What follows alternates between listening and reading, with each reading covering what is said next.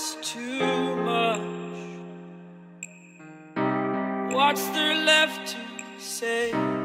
왜 가해자들이 우리나라처럼 오만방자할까요? 한번 제대로 된 처벌이 없었기 때문이죠. 자, 우리가 민주화가 많이 됐어요. 우리나라만큼 민주화된 나라도 사실 많지 않습니다.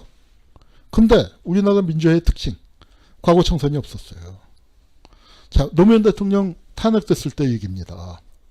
그때 여기 이제 이게 김기춘이하고 또 김용균이라는 사람이 그 국회 법사위에서 탄핵안을 가결해갖고 이제 법사위원장하고 법사위 간사가 헌법재판소에 갖다 준 겁니다. 그런데 김기춘이 뭐 여러분 잘 아시죠? 극비리의 유신을 준비했고 가장 많은 조작간첩 사건을 만든 최장수 중앙정보부 대공수사국장이고 강기영 유서대필 사건 조작의 책임자고 초원복집 사건으로 지역감정 불러일으킨 자. 그리고 통합진보당 요 탄핵 뒤이지만 나랄모 사건과 당해산 이거 주역이에요.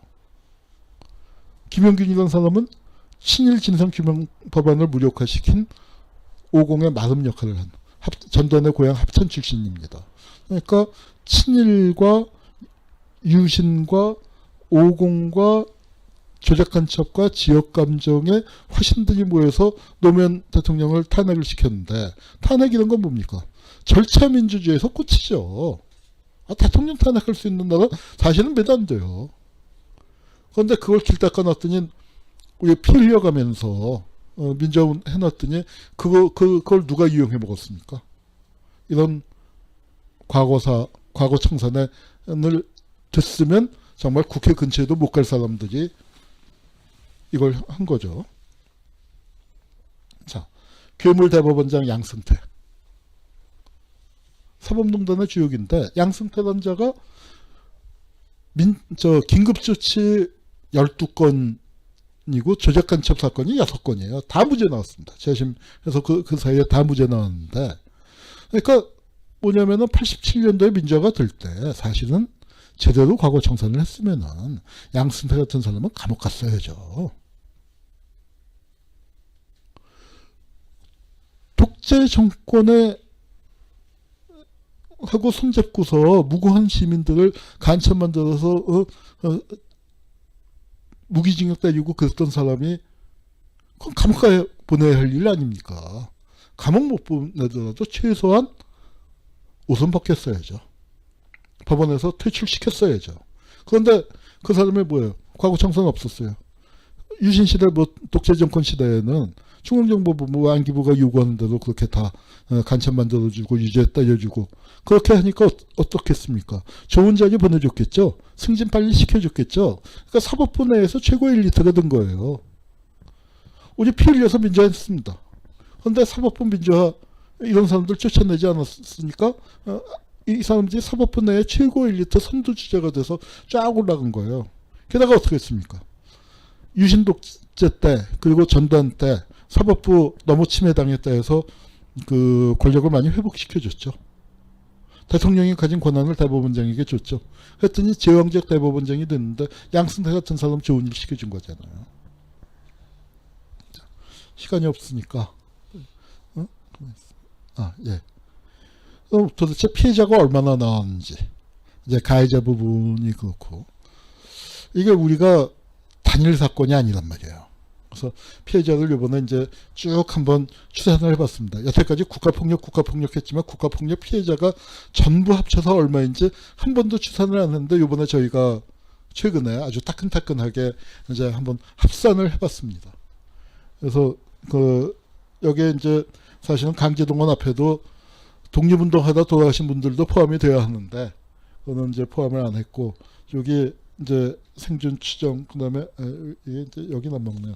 내담 가능 발굴 가능이란 거는 국립국가폭력 트라우마 치유센터를 만듭니다. 그 얘기는 조금 이따 다시 할 텐데 그거 할 때 거기에 찾아오실 만한 분이 몇 분인가 이제 그 얘기입니다. 그래서 피해 당사자는 그때 끌려간 분들이고 과거의 피해자는 가족이나 가족들까지 포함했을 때 이제 그 숫자입니다. 그리고 민간인 학살도 우리가 추산을 해봤어요. 보통 민간에서는 이제 100만이 죽었다라고 얘기하는데 100만은 좀 과장이고 우리가 잡아봤더니 30만에서 40만, 최소 40만. 40만이면 도시 하나가 없어지는 거 아닙니까? 도시 하나가. 네. 그다음에 이승만 정권 시기, 연좌제도 많고, 그다음에 이런 거 하나하나가 다 아까 나온 거니까 50개가 더 될 겁니다. 이렇게 해서 이제 쭉 저희가 잡아봤고요. 또 유신시대의 주요 사건들. 근데 사실은 알려지지 않은 사건들도 굉장히 많거든요. 무수히 많습니다. 그래서 그 피해자들을 숫자로 추산을 해봤고요. 삼천교육대니 굉장히 많죠. 그래서 조작간첩 사건도 있고, 그 다음에 군의문사가 저게 굉장히 큽니다. 군대에서 죽은 사람만 6만 명 가까이 되니까.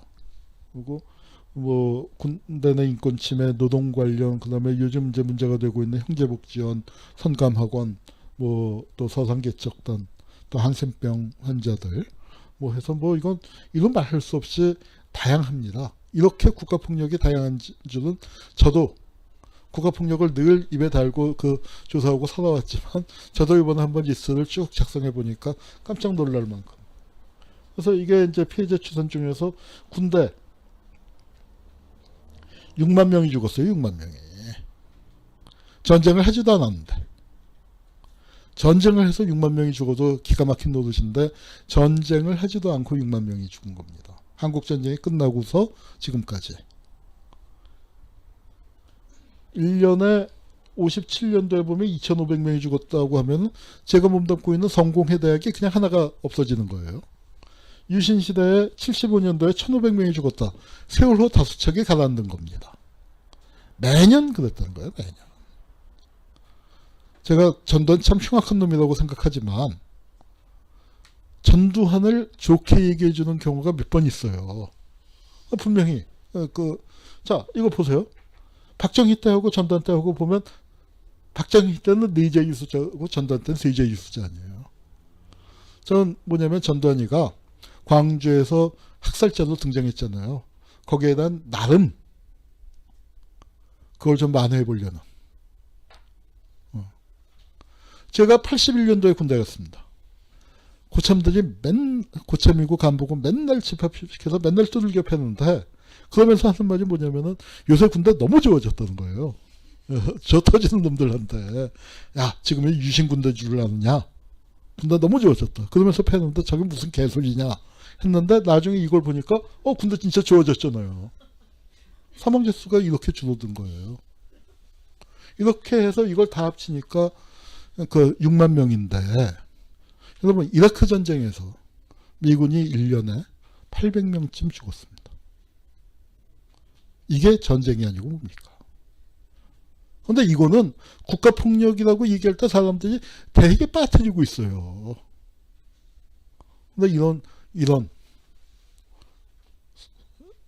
게 상시적으로 일어나고 있었다. 항상 일어나고 있었던 게 대한민국의 역사입니다. 그래서 이제 피해자들을 이번에 다 합쳐봤어요. 다 합쳐봤더니 저 사망자가 일제강점기가 51만 명, 그다음에 대한민국 정부 수립 이후가 46만 명 합쳐서 한 97만 명 정도, 한 100만 정도가 사망한 것으로 그러니까 저희가 추산을 했습니다. 이것도 굉장히 줄여잡은 거예요. 첫 번째 계산이기 때문에 저희가 최대한 보수적으로 잡아서 이 정도를 잡았고 가족까지 치면은 한 730만 정도의 피해자 나왔습니다. 우리 가해자 기록하지 못했어요. 검명하지 못했어요. 그리고 처음에 우리는 딴 나라들은 과거 청산이라는 게 게임이 끝난 다음에 했어요.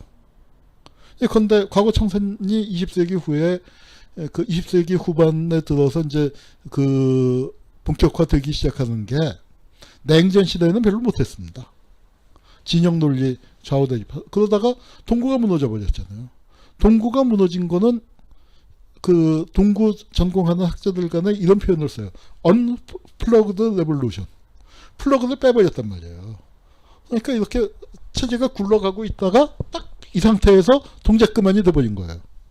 그러니까 뭐냐면 막 사찰하다가 딱 들여다보고 있는데 고문실에서 취조실에서 막 접하고 있다가 딱 이 상태에서 돼버린 상태니까 뭐 자료고 뭐고 뭐 얼마나 많았겠습니까. 그리고 그걸 우파들이 세게 좌파들의 잘못된 것들을 그러니까 청산하기 시작을 했는데 그게 그런 기운이 또 전 세계적으로 확산되어 가면서 그리고 이제 냉전 체제 하에서 미국이 이제 늘 문제인데 미국이 우파 독재들을 용인했었잖아요. 근데 그걸 이제 그럴 필요가 없어지니까 각 나라의 민주화가 시작이 되죠. 우리가 참 지독한 게 그러니까 전두환이나 뭐 그런 쪽 입장에서 볼 때 우린 징글징글한 거예요. 그 냉전이 무너지기 전에 우리가 6월 항쟁을 했잖아요. 그러니까 우리도 참 징하게 싸운 겁니다. 징하게 싸워서 그랬는데 자 그렇게 되면서 증언이 나오기 시작합니다.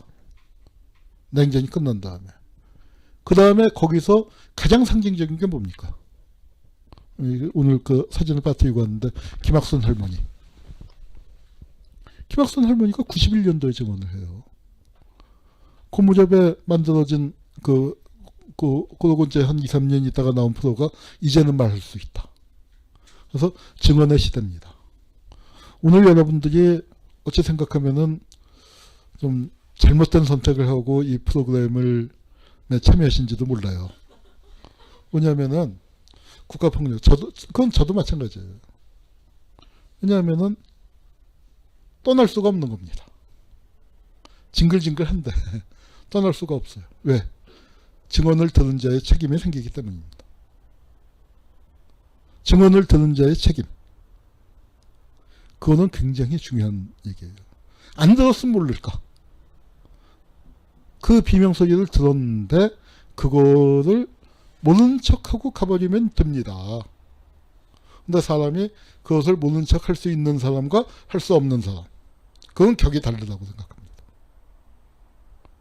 그래서 이 증언을 들음으로써 우연히 이 유튜브를 봄으로써 우연히 수많은 국가폭력 중에서 그걸 다 책임질 수는 없지만 그래 성감학원 우리 끔찍한 그 국가폭력이 많은데 성감학원이나 형제복지원의 애들이 당한 거 어른이 당한 참 뭐 이런 말 하면 안 되겠지만 차라리 민간인 학살이 낫겠다 싶을 정도의 그러니까 저도 뭐 온갖 여러 가지 얘기들을 다 들어봤는데 그 애들 당한 얘기는 정말 끔찍해서 못 듣겠어요. 저도 웬만한 얘기 다 들어봤지만 참 기가 막힌 그런 사연들이 많거든요. 근데 그 증언을 들으면은 거기 책임이 생기는 거죠. 그 다음에 여기 자 처벌을 원하는 게 아니야 진실규명을 원할 뿐이야. 이게 무슨 얘기냐면은 하도 과거청산 우리는 과거청산을 통해서 한국 사회에서 정치 권력과 사회적인 헤게모니를 갖고 있는 사람들의 정치적 도덕적 정당성을 훼손하기 위해서 과거청산이 그런 의미가 분명히 있었어요. 그러니까 뭐 저놈들도 바보 아니니까 길을 쓰고 막을 거 아니에요. 그러니까 우리는 무슨 처벌을 원하는 게 아니야. 진실규명만을 원하는 거야. 이제 이러고 갔는데 진실규명은 잘 됐을까요? 처벌할 권한이 없는데 어떤 놈이 진실을 고백하겠습니까? 내가 30년 전에는 정말 고문이 나쁜 건지 모르고 고문 죽어라고 했었네. 그런데 지금 나이 들어서 생각해보니까 이게 정말 나쁜 거였네 하고 고백을 할까요? 남아프리카에서도 그 증언을 끄집어낸 게 처벌을 했기 때문에 처벌을 면하기 위해서 왜 나만 당해요? 나는 그 고문 현장에서 내가 직접 고문한 것도 아니고 오른쪽 뒷다리 잡고 있었단 말이에요. 그러면 왼쪽은 누가 잡았어? 그럼 직접 고문한 놈은 누구야? 그리고 누가 고문해서 누구한테 보고했어? 이거를 그러니까 오른쪽 뒷다리 잡은 죄로 처벌받은 놈의 얘기를 하잖아요. 그러면서 진상이 밝혀지는 거였단 말이에요. 근데 우리나라처럼 이렇게 뭐 처벌 권한이 없는데 누가 그 얘기를 하겠습니까? 진실규명도 잘 안 됐던 거죠.